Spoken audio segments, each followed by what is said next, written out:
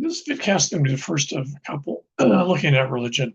It's based in Japan on Japanese religions cosmology, but much of this is actually Pan-Asian. Specific also applies equally to China. So yeah, most of this you'll be able to figure out if you've listened to their videos where it attaches in. So first off, let's go back to some basic anthropology concepts. One is what is religion? There's a gazillion different ways to look at this. Most of them are actually pretty useless if you're looking at religions in societies which are radically different. So, we're going to use the one that Durkheim came up with, about 150 years ago, or whatever you want to call that. And that for the simple reason that particular definition has a bunch of advantages, not least of which is that it's non it's not driven by any specific relationship to any religion. It also, and this is especially true in the Pacific and Asia, it includes a lot of stuff that in the Euro-American tradition would not be seen as religion, but would be seen as something else, maybe mystical would be a word in English. So Durkheim basically he was trying to basically figure out how societies functioned. And one of his logics, which was accurate, was in every society he looked at, religion was absolutely key. Religions were central to how societies function, how groups function, how even individuals function. When he started to look cross-culturally, and especially cross different religions, he realized that very quickly that, if you use sort of the Judeo-Christian Muslim template, then, a large proportion of the world's religions don't fit. So it makes it very clear that the, sort of West Asian religious package is a very unique and very different one. In fact, it's sort of idiosyncratic in many ways. And so what he came up with eventually, after dealing with all this stuff, because he was actually originally looking at suicides. He was trying to figure out why people were suiciding in France, specifically Paris, in the mid-late 19th century. And one of the arguments against suicide, since France was I think still is largely a Catholic country, suicide is unacceptable to traditional Catholicism.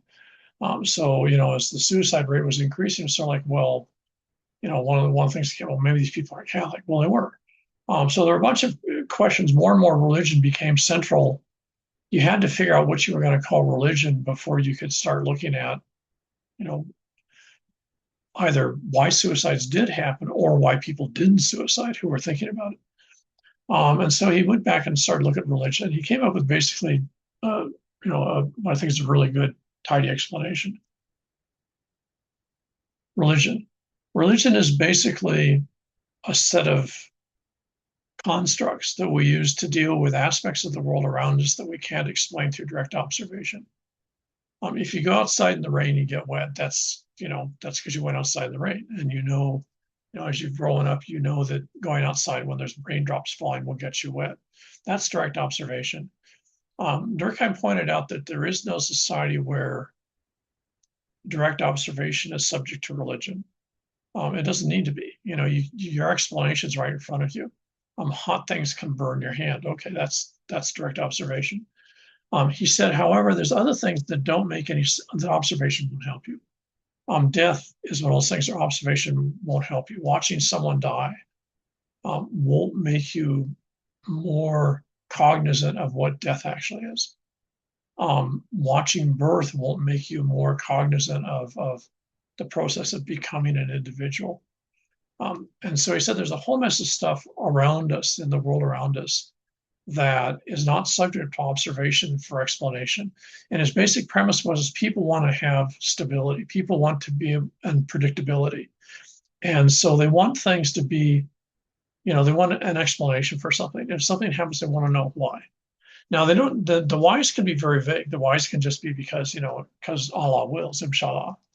But they still want to have an idea that somewhere along the line, someone somehow does know what it is, or something knows what the answer is.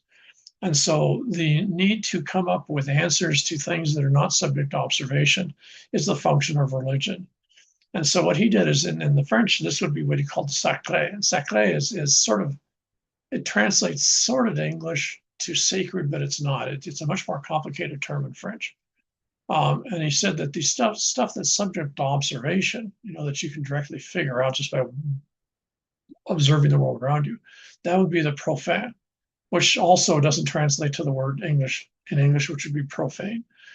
So sacred and profane don't equate to sacré profane. But if that's all you got, then go with it. But the key here is the idea that religion is a way that people have constructed to explain the parts of their experience, the world around them, the universe, whatever you want to call it, that's not subject to observation. And every group needs to have explanation. Now, what he was pointing out is every group needs to have explanations, but because every group lives in both a slightly different experiential world and also just physically in different places, there's different things. They're going to come up with different things they think they need answers for that they can't get. In some other societies, they might be totally comfortable with the fact that there's an answer for that, that it's observable. So this explained why one of his main reasons for using this definition was explain the stunning diversity of religions globally, even within particular societies, as we'll see. And it also explained why some aspects of stuff just don't seem to be, part of religion. So we're using Durkheim's definition. Religion deals with structured explanations, constructs, if you would, for dealing with aspects of our universe and our experience that are not subject to observation, answers, if you want to think it that way. Now, in Asia, what you have is large rural populations. And, even though in China, these rural populations moved around a lot, and in Japan, they didn't, they stayed rural. So what this meant is that over generations, people would have the same sort of scenario or same world around them. And not surprisingly, what happens is you then build up a fairly substantial and sort of organized set of constructs to explain the parts of your universe around you that observation won't help you with. If you're a farmer, for example, why the rain's late this year? Well, observation probably won't tell you anything useful, except that it's sunny out, there's no clouds. Why is it colder this year? Well, it's cloudy and it's just colder.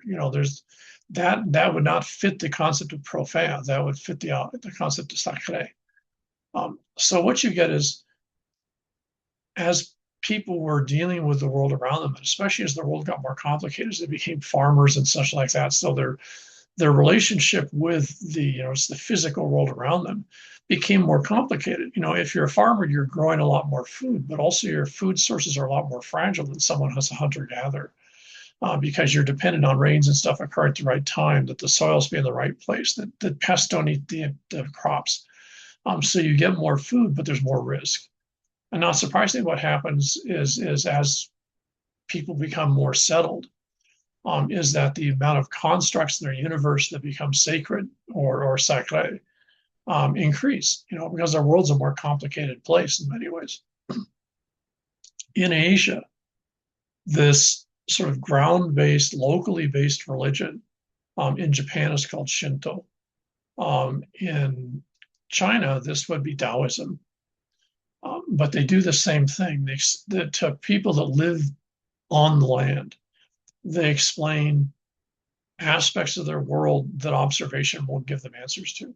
Now, in many cases, the answers just might be that your ancestors are pissed off at you. Well, that doesn't help the rains happen per se. But it still explains why the rains are late. To a certain extent, there's an explanation. Now, can you do something about that? Maybe, maybe not. That depends on the belief system you build up over time. So in the Japanese system, what you find is Shinto deals with the living world around us. Buddhism, on the other hand, which comes in later, deals with the past and the future, because when you die, you're dead. Before you're born, you don't know. So how do you know what happens when you die? What happens after death? What was going on before birth? Shinto doesn't deal with that, and nor largely did Taoism. They were dealing with the sort of day-to-day experiential issues that people have. Buddhism, when it comes into East Asia, both China and Japan, gives you mental structures. It gives you these constructs to deal with sort of more esoteric stuff like what happens after death, what's going on before birth. And so the two religions end up being complementary in many ways. They don't end up in competition. Uh, Now, notice how this is hugely different than, say, Judaism, Christianity, Islam, which all argue that they'll have the answers and they'll have a unique package of answers, and you can't mix them together. You can't be Jewish Christian. You can't be Christian Muslim. The religions don't allow mutuality or syncretism, as I mentioned earlier in another presentation. In Asia, what you find is religions tend to be very syncretic. And syncretic just means that two religions can actually work in conjunction with one another because they're explaining different things. They're providing constructs for different parts of our experiential world. Now, in Japan, well, actually, also in China, what you find is one of the side effects of this, especially with Shinto or Taoism, is you end up with a very strong work ethic. But the work ethic is not Protestant based. Especially in American Christianity, the work ethic of Protestant, Weber's Protestant, work ethic, is very much driven by the idea that work is a form of prayer, that working hard will get you to heaven. So it's a form of religiosity in the classic sense of a formal structured religion.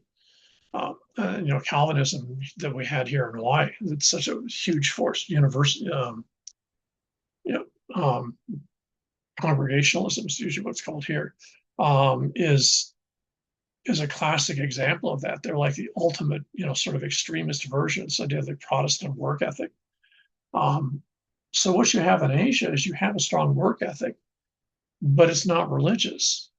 Working hard won't get you, into heaven. In fact, in most Asian systems, heaven's very much sort of an abstract.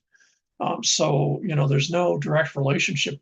You work hard. You have a work ethic, but that's tied to the living. That's tied to your clan, your relatives, your work group, whatever it might be.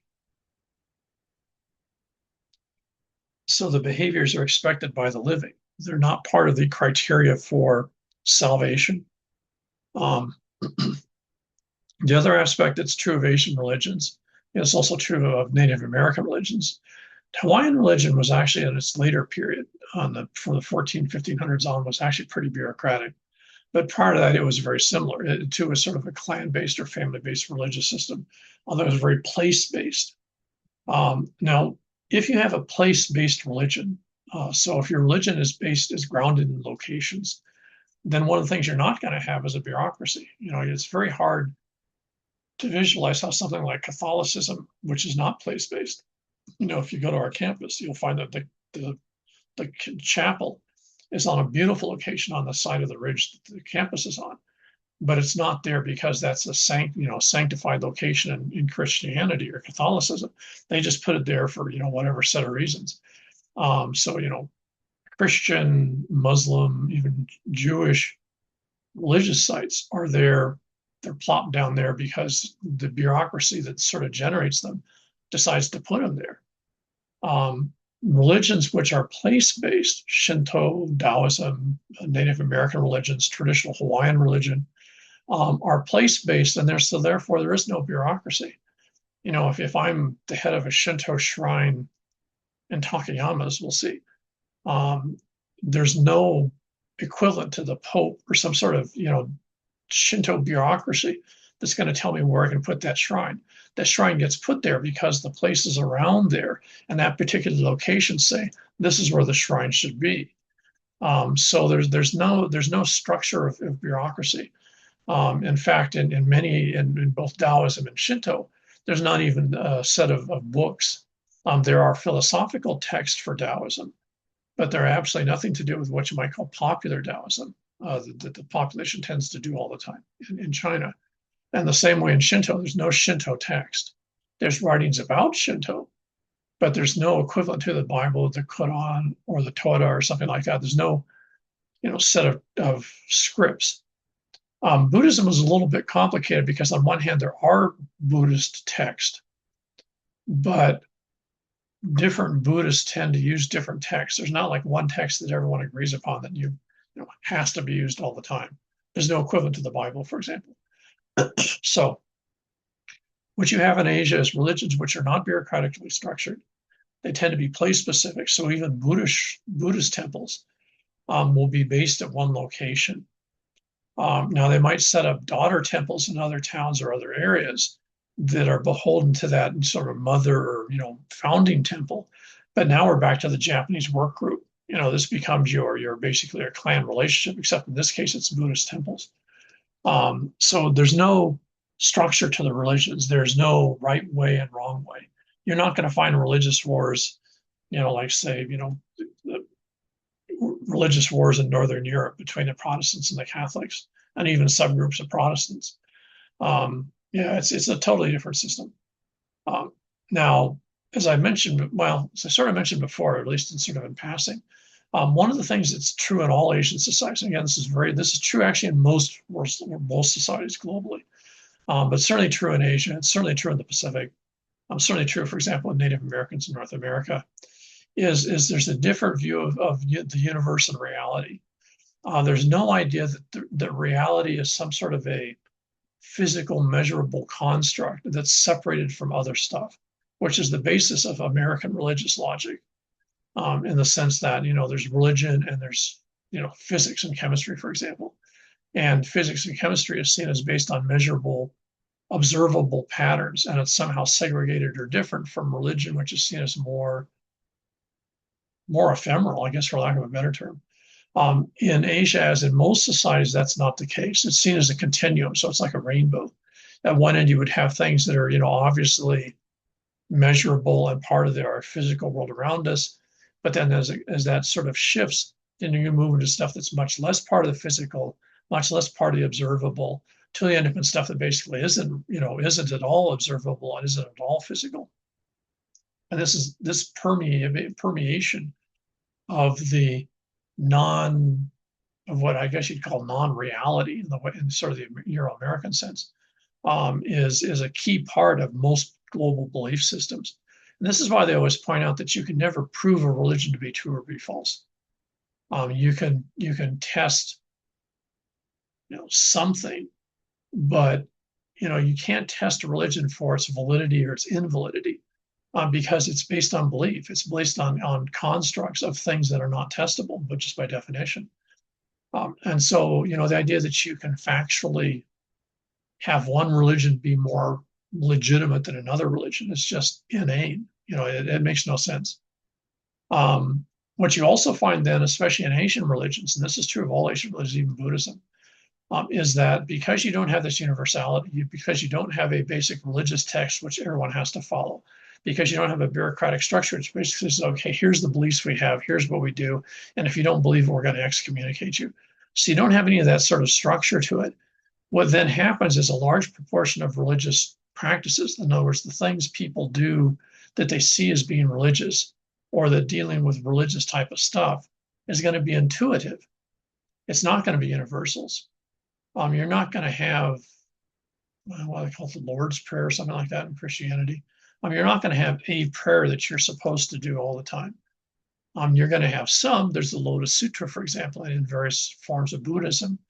But in Shinto, for example, there is no prayer. In Taoism in China, there is no, prayer that you all do all the time. So, there isn't the equivalent of sort of the structured West Asian religions. And so it's a thing to understand when you're dealing with those. If you want to deal with most of the world's religious systems, you have to just dump the sort of superiority logic that underlays a lot of the, Judeo-Christian Muslim views of religion. I'm not arguing whether they're true or not. I'm just saying if you want to deal with folks who have different religious systems, you just back away from the idea that somehow these West Asian religions have the only word, and they have the only truth, because the majority of the world's population doesn't agree with you. So you just sort of have to suck up and deal with it. Having said that, there are some interesting universals. Two of the ones that exist, and they exist, you usually hear them in the context of Buddhism, but they actually existed prior to Buddhism, is the idea of qi. Qi is the idea of things that have life energy. So these are things, it's not quite the same as things are alive, though in many cases that would be true. Now, things that are alive do have qi. So, things that are alive are a subset of the things that have qi. In Hawaii, this tradition was called mana. It's exactly the same concept. In fact, in anthropology, for some reason, when they started writing about religion in the 19th century, they started to use the term mana instead of chi. So here in Hawaii, it gets very confusing because we have mana that is practiced by Hawaiians believing in their traditional religion, but you also then have mana as it's actually defined by anthropologists. There's not really a huge difference between the two. In fact, I would argue that they're pretty much the same thing. But the key part is that chi, as it's seen in Asia, is exactly the same as mana. It's a form of things that have life. By definition, life is defined as the existence of mana or chi. Now, this can be handled in a bunch of ways. Traditional Hawaiian exercise systems, for example, traditionally surfing in Hawaii, before it was a 19th, 20th century sport. One of the aspects of surfing, being on the water, meant that you acquired chi. Or mana. So doing that exercise was a way to generate more mana for you in your body to give you more energy, more life. In the same way you could do through sorcery. You could actually take mana or chi out of people. You could drain their mana or chi, and if you could drain enough of it, they would die. They would cease to have mana. They would cease to have chi. Qigong, which is one of the famous exercise systems in China, is exactly that. Gong means exercise. Qi means exercise for qi. Tai Chi is another thing. Tai is another form of exercise logic. Qi is just, again, Tai Chi. So in Asia, the idea that you exercise to acquire qi is widespread. In fact, all the societies have it in one way, shape, or form. Now you can also do meditation to tack this. This would be both Chan or Zen Buddhism, depending on where you are in Asia, where you actually center yourself. In the process of centering yourself, you're bringing in qi from the world around you. So there's all sorts of different ways to acquire qi. There's all sorts of different ways to dump qi or get rid of qi, just like there is mana. The other universal that you find throughout Asia is the idea that people have had multiple existences. So the life that you're living now, if you're listening to this, watching this lecture, is actually part of your existence now. You've had other existences before this. You have the existence you're in right now. You'll have other existences after this one.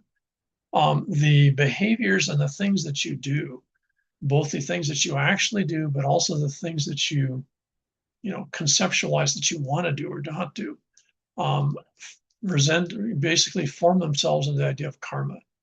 Karma is the things that you've done or thought about doing in a life, and these actually get stacked up. They're like positive and negative things, and you acquire these. You store them up in a life, and then when you leave this life and move into another line, you have to carry that karma with you.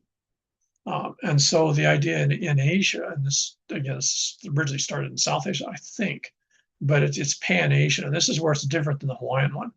Hawaiian traditional religion didn't have a karma concept, which makes sense. It's not part of the Asian system.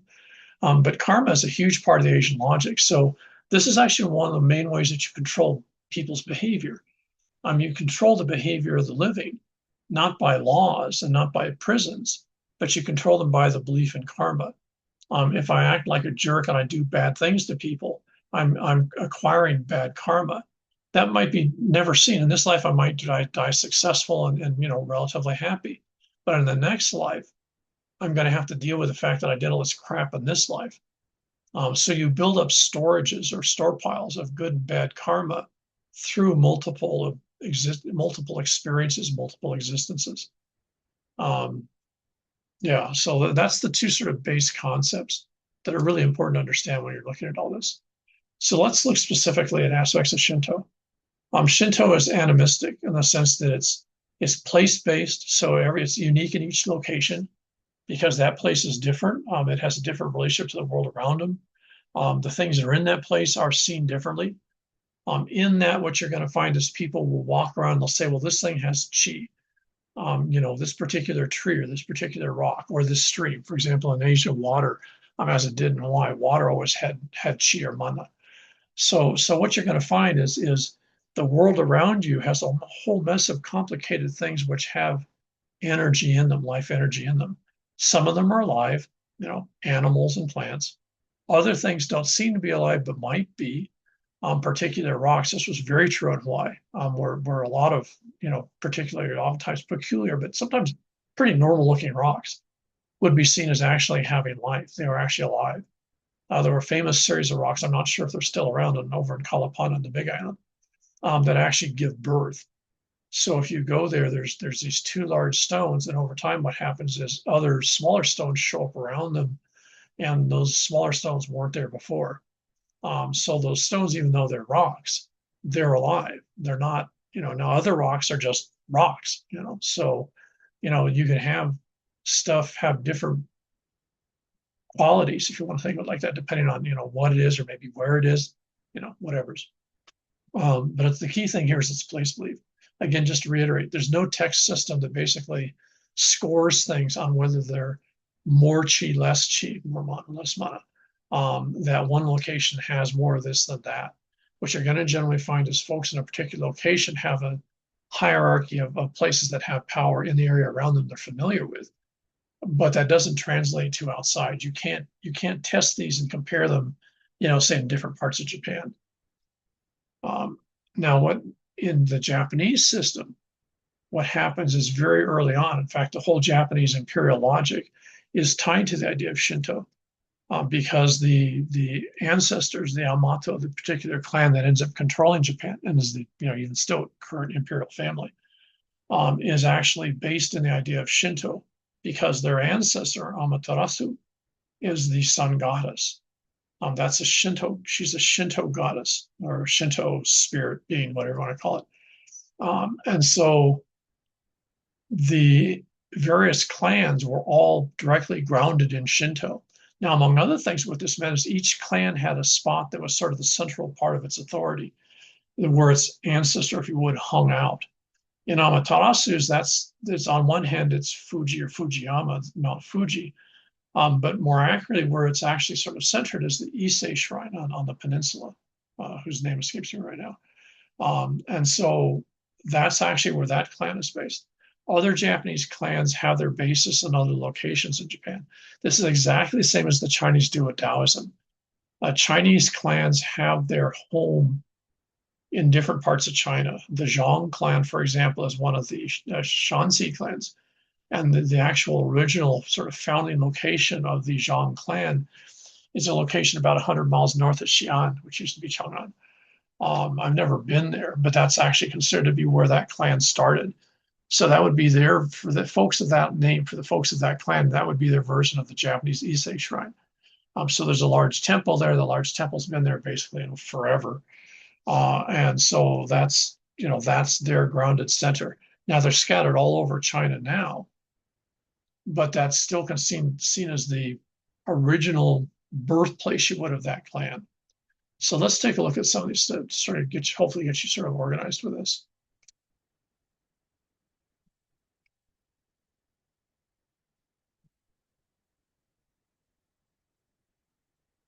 These are all Shinto locations. This is that Hida village, the village where we bumped into our Takayama school kids. And I actually talked to one of the guys that was, I'm a gardener, caretaker, I'm not sure what you want to call him. Anyways, he worked here. Now, this is an interesting situation because what you've got here is a boulder. Now, what you had right near here, you sort of can't see it very well, but there was a large stump here. There was a big tree here. He said there was also another big tree over here. So there are two large trees, much larger than this guy. Trees traditionally in Japan are places where kami or spirits live. So large trees, especially trees with strange shapes, and this is again exactly the same as Hawaii, were seen as being spots that had large amounts of chi and might have spirits living in it, because spirits can tap chi. Spirits can also give chi. So according to this guy, what happened is when they cut down these trees to clear out this area, this is sort of like a little pavilion area, is that they felt when they were cutting the trees, they could feel the trees being upset. They immediately knew what had happened. So they brought out a Shinto priest, and he basically sort of, cleansed the group so that the commie and stuff didn't go hunting after the loggers. It then became very clear to some of the folks working there. This particular rock was somewhere around, I'm not sure, I think it was might have been up here. He sort of was waving generally where it was. Anyways, the rock ended up here. Now, no one's admitting they moved the rock. The attitude is that they have is that the chi of the trees or the various spirits, the kami, moved the rock to here. But anyways, the rock ended up here. Now the rock, this is not carved. This rock had this flat top to it. The guys that worked there were immediately convinced that this was basically a remanifestation of the kami that had been in those two trees. And this now was a location that had a lot of chi attached to it, or if you would, mana. So what they very quickly started doing is leaving offerings. And that's what this is, this little wooden offering box. You'll find these all over the place, especially in rural Japan, in the strangest locations. But what that means is someone was walking by there, someone in one way, shape, or form felt life energy or felt the touch of a kami or a spirit and decided that it was because of X or Y. And that location therefore was something that if you didn't want to piss off the spirit, good idea to leave them an offering. Sometimes these are food offerings, just like they would be in Hawaii. Sometimes they're flower, like ikebana arrangements are frequently left as offerings to spirits. In this particular case, as usually sort of pragmatically happens, is what happens is people started leaving money. You leave coins. And what happens is that the folks that work here collect the coins, maybe every week, every month. And what they do is they then take those coins and they buy offerings for the spirit. Now, what happened over time is, I think, from what he said, as I remember, I can't remember exactly, I think the actual carving here was done by one of the guys that's either works at the village or, someone that I knew nearby. So over time, what happens, they put this pedestal with this sort of, slightly anthropomorphic, figure on it. There's also the little bowl down here with water in it. And so what you have is basically over time, this has become a shrine. Originally it was just the rock, and the rock had offerings, and the rock got a box put in front of it. According to what he said, this rock was actually moved there. So this rock was put here to put the box off the ground. This rock was not moved by people, at least in his view. This was built by the guys that work there because they're the ones that deal with this spot all the time. So they're the ones that have the most to gain by being able to tap the chi that the spirits here generate. They're also the ones that have the most to lose if they somehow piss this sucker off.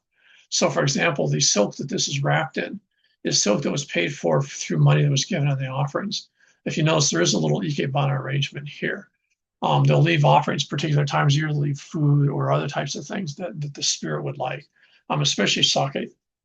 Japanese kami and love sake, or shochu. So what you'll frequently find is that locations that have energy will frequently have someplace near them where you can leave liquid offerings. So this is this is unique to this particular spot. Didn't exist till recently. This particular village went in the 1970s, 1980s, and he wasn't that super old. So he's probably 1980s we're talking about when this happened. So it's maybe, 40 years old now? 45? But this is recent. There was nothing here before. There were just a bunch of trees. So this is a very typical Japanese shrine, as a Shinto shrine. It's very place-based, it's very specific. It's only used by the folks that live there. I noticed the students went by and sort of looked at it.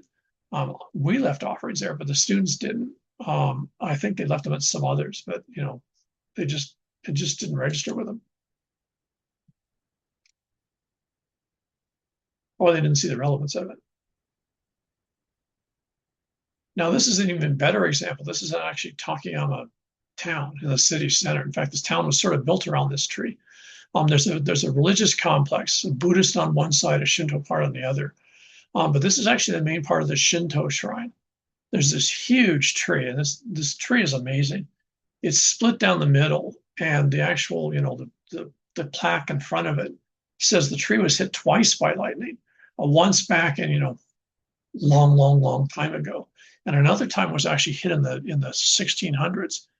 So it's actually split twice. Splits one this way, and there's a section off of here is split twice. Not surprisingly, because especially even if this was in Europe, this would be this would be a place.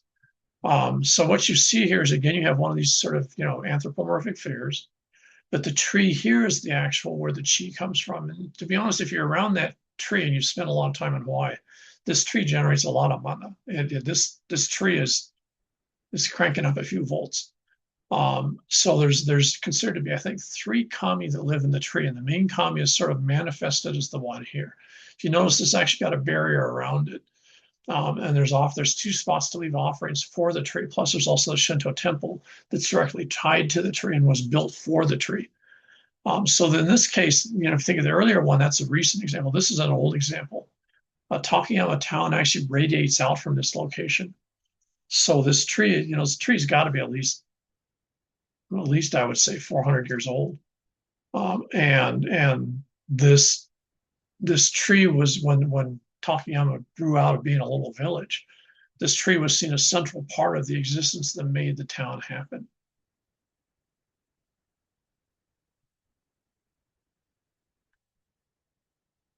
Oops, sorry about that.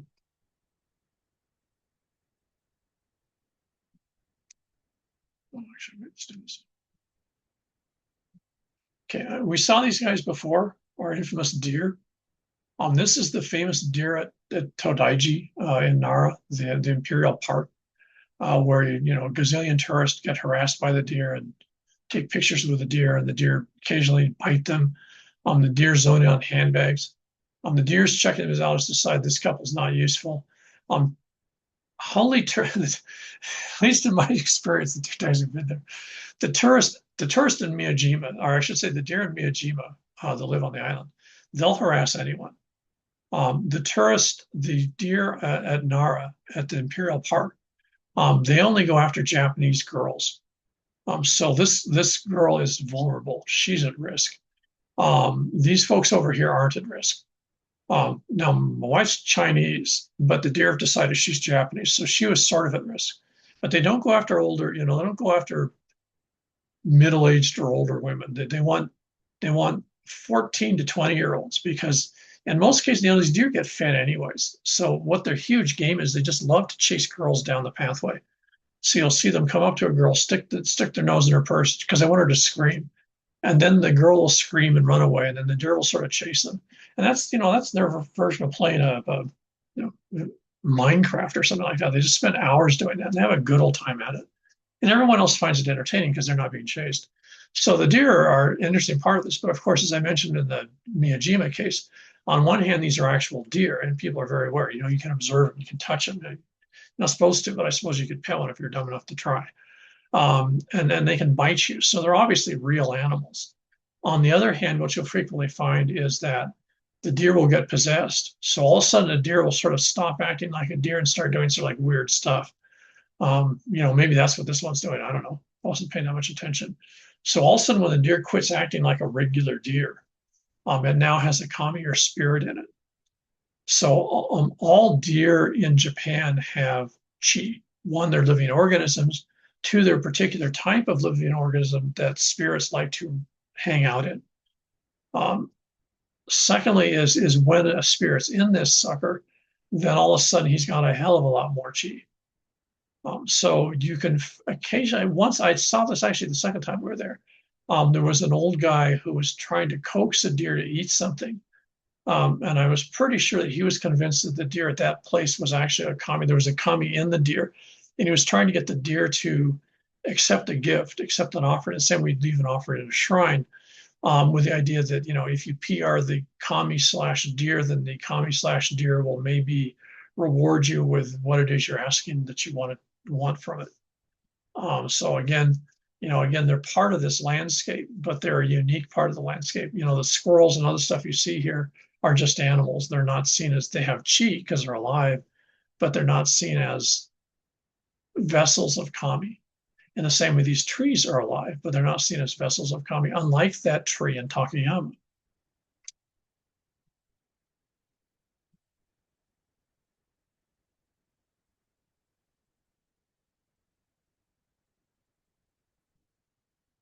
This is probably one of the most photographed Shinto shrines in Japan. This is Ikutsushima. This is on Miyajima. This is the island where those deer were. And this is the really famous one that's out in the water, though at low tide, it's a mud flat out here. Um, and this is the idea that the ephemeral nature of existence. Again, this is here because there's two or three, I can't remember exactly what the three things are that made this an important Shinto place. There's a large rock or boulder over here somewhere, I think. I don't know what was on this side. I'm not sure. It could just be that there's a spot there that just feels like a lot of chi. I don't know. Anyways. So what you have here is sort of the imagery, sort of a combination of Buddhism and Shinto, but it's a Shinto shrine. And so what you have here is this idea of the ephemeral nature of existence, but it's only at this location. You could put the torii, the gate, anywhere. But it's here. One, it frames these hills. Secondly, it frames the stuff on this side. If you were to be out here in the water looking in, and it's there. It's there because it's supposed to be there, and that's why it's not somewhere else, because it's not supposed to be somewhere else. If that sounds like a really lame excuse, then sorry. It's just that's the reality of it. This is probably one of the most famous images of Japanese religion, and yet I think the vast majority of people looking at a lot of Japanese don't really understand what it's saying. It's basically saying existence is temporary, you're temporary. The world around us might be permanent in the sense that there'll always be things, but the parts of the world that are around you now are not going to be the same as next week's, next month, next year. Deer, I think, only live, 5 years or something like that. So you're going to see deer in Miyajima, but you're not going to see the same deer.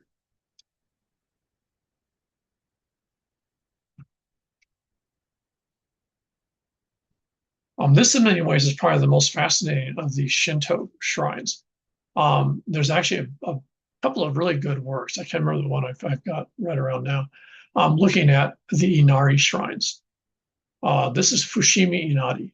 This is it's on the south end, sort of southeast end of Kyoto.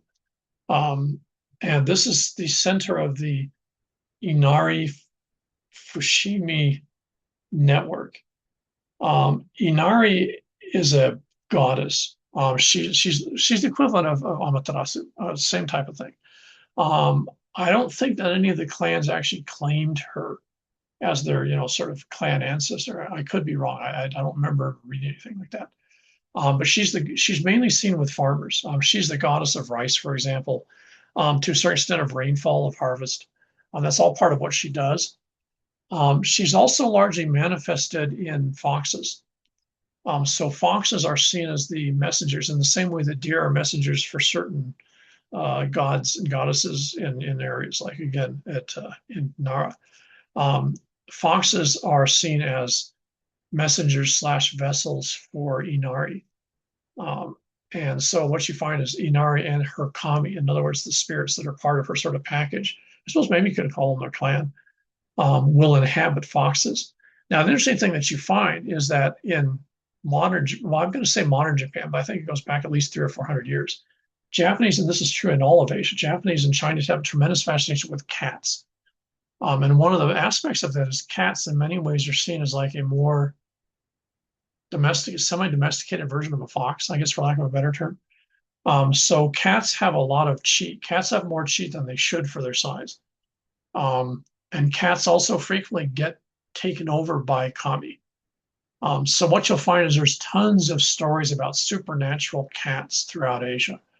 You don't see near as many dogs, not so much. It's interesting because in Europe, I think dogs probably have more sort of supernatural aspects to them than cats do. But in Asia, it's cats. So what you're going to see here are here's two guardian spirits. Here's your torii, your gate. Again, just like Miyajima. So you go through this and you're leaving the real world of the mundane or the profane, and you're going into the world of the kami, the world of Inari. And these are the two sort of, door guardians. They're watching to see who's going through. Now, theoretically, obviously, all this has a lot of chi attached to it because this is the main shrine that she hangs out at. But what you also find is that depending on the time of day, time of year, et cetera, that these statues, I guess, for lack of a better term, will be seen to have kami in them. So if you would, the statues come alive. Now, it's not like they suddenly wake up and start running around here and look like foxes. They stay with the same thing, but there's times when kami are inside and basically acting like sort of a temple version of a security camera when you think about it. They're keeping track of everyone coming in and out and trying to decide if they're there for good reasons or bad reasons or just wasting everyone's time, whatever it might be. And that's one of the things these folks do. When you go inside, you're not going to find foxes. This is a urban shrine. It's on a hill that has, and I can't remember how many millions, a stunning number of million people. I believe it's at least twice, if not three times as many people visit Inari Shrine as visit, Hawaii. So it's just an unbelievable number of tourists go there. Having said that, what you find is all over the place there are cats. And the cats act sort of like cats. Some of them act like some of them are just cats. Other ones aren't. One cat there just stopped in front of us when we were going up there the first time and basically, walked with us and gave us a tour of part of the shrine. She kept it up for about 15, 20 minutes, shows us some places that are not part of the regular, Inari sort of, Tory brochure stuff. And then, turned around, sat in front of a fox statue, and then just walked off. As far as we could tell at that point, the kami had left her and she was back to being a cat. And that's something, if you deal with places like this, that's just normative. You don't even think about it. It just is what it is. Sometimes animals will be animals. Sometimes animals will be vessels of, spirits that are basically, for some reason, doing stuff. And it was pretty obvious, at least in this situation, it was to show us parts of the shrine. This place is famous for, thousands of torii that go up in basically a stairway, a walkway, up to the top of the hill. And we'd only started that, and the cat actually stalked in front and blocked us from going ahead and then took us off. There was actually a gap there, that went off to the side, and she took us the other way. So it's sort of like, okay, this is obviously for whatever reason, this is what we're supposed to see. That's the Fushimi Inari Shrine. There's tons of Fushimi Inari shrines throughout Japan. You'll find them in all major cities, most towns. Takayama has a beautiful one that's actually adjunct to a large famous Buddhist temple. And the two of them sort of work, again, this idea of synergy, that there's, it's almost symbiotic. This is very typical of Inari shrines. They tend to be almost in large proportion of them are attached to Buddhist temples. They're kept separate. In other words, they'll invariably have the guardian foxes. They'll have their own torii and stuff like that. And that's because people are asking different things from them. They want different things at them. You get things and you want stuff from Inari and those particular spirits and the chi that they can give you that you're not going to get from, the Buddhist shrine next to them. They do different things.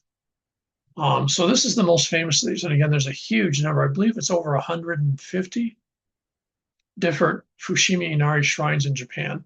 And what happened is folks that were the monks slash temple maidens at this shrine would go out to different parts of Japan, or in some cases they were requested by local lords or whoever.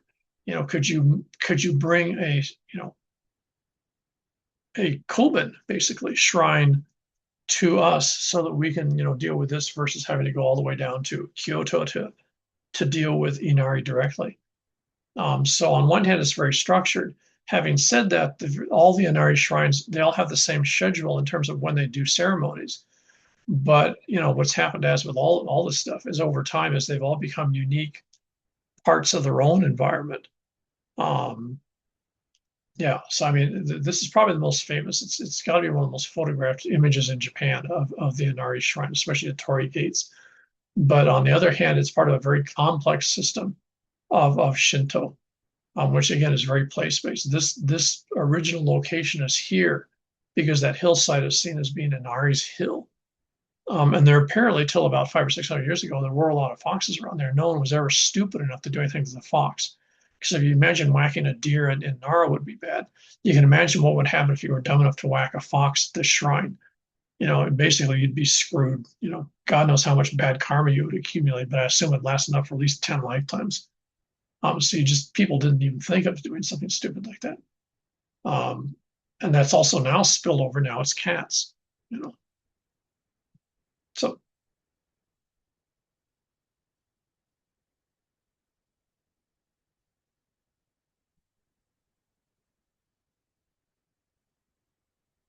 Um, yeah, so spirits are, again, they're kami are things that have consciousness. They're aware of the reality around them. Kami have, unlike people, people can't generate chi. People can acquire more chi by virtue of doing some stuff, exercise, meditation, whatever, going to the right place. They can absorb chi. So think of people like a battery. Batteries don't generate electricity. Batteries store electricity. And that's the idea of chi or mana and people. People are batteries. Um, Deer or foxes, or to a certain extent, cats, for example, at the Fushimi Inari Shrine, are slightly different because on one hand, they have chi. In fact, if you talk to a Shinto priest, especially at the Inari Shrine, I'm sure they would point out that basically the cats at the shrine have more chi than the people do. Um, and certainly when you're walking around again, like that guide cat, that certainly feels like that's the case. So kami are things that have energy. They have the ability to tap energy. In other words, they can tap parts of the universe to acquire more chi or to mana. And they're aware of the world around them. Um, Spirits are a subset of kami. The spirit that lives in that rock at Kita Village, the spirit that lives in that tree in Takayama, that's a subset of kami. Those are there all the time. They live in that location. They're aware 24/7. They're alive 24/7. So spirits are a type of kami, but there are kami that are above and beyond, spirits. If this doesn't make any sense, I'm sorry. It's just I can't think of a way to explain it in English. If you ever want to see this, go and might be able to find it on YouTube. Go and type in Ashura. This was a really beautifully done, famous movie from about 15, 20 years ago, that deals with this whole issue of fox spirits. Um, Beautiful video. It's sort of grim, but it's really gives you a sense of how this all sort of plays out in a very late 20th, early 21st century sort of spin on the whole thing. Other main part of Shinto is then the main part of Shinto. For example, the Fushimi Inari Shrine. One of the main reasons you go there is to get purified. Um, Using the water ceremony outside, going through that temple gate, going between those foxes, immediately helps to purify you. Leaving offerings at various shrines, for example, going up to the top of the stairway, or in our case, following the cat around and leaving offerings at the various shrines the cat stopped us at. That's actually a way to gain purification. You're not only acquiring chi, but you're also gaining positive karma points, which is why you always pay attention to this stuff. Because again, you have to remember, religions would deal with things that you don't have any ability to actually prove or disprove. So, in a rather pragmatic sense, if you're being pragmatic, and again, coming from a Chinese system, if you've got a cat towing you around that wants you to leave offerings at shrines, hey, why not? Why would you flip the cat off? That's stupid. Nothing might come of it, but you don't know. So, this idea then of ritual purification, now also in a ritual pollution. If you remember when I was talking about Burakumin, the chunk of ethnic Japanese that are, were consigned, really in some ways still are consigned to being a sort of untouchable subset in Japanese society. That's a group that by virtue of their careers, working with, bodies, working with butchering animals, leather, etc., are constantly polluting themselves every day. Now, I should point out that if someone's Burakumin and behaves in a really good way, acquires a lot of good karma by always doing the right thing, they won't be Burakumin in the next life. They'll be something better. Encounter someone who's has a good life in this life and acts like a total ass and gets a lot of bad karma, might end up getting reborn as a Burakumin in the next life. So you have to remember that these cycles of existence are tied to the idea of karma, and that's why people go to shrines like the Takayama shrine. You go and you pray to that tree. You go and leave offerings to that tree, because the kami in the tree and the chi that it has access to will help you and can make things better for you. And that's the view that people have, and that's the way that people treat Taoist shrines in China. It's the same thing. It's a pretty practical form of religion. On one hand, it's entirely belief based, On the other hand, you frequently want very, very sort of non-abstracted things. You don't want like peace for, mankind or something like that. What you want is you want better grades in your exam. You want to have the crops show up on time. You want to have, really sort of normative stuff. I remember talking to one of my friends and he was saying he'd gone to a shrine it was in Tokyo, which for some way, in one shape or form, has decided to become a shrine, which, among other things, will help you keep your car reliable. So if you go to that shrine and give offerings, there's a better chance that your car will break down. At least that's what he told me. And I have no reason to not believe him. To make if a shrine can help you with rain and your crops, then why wouldn't a shrine be able to help you with your car? So purification, pollution, acquisition of chi/mana. This is a large part of what Shinto is about. So we'll stop there. That's not confused everyone enough.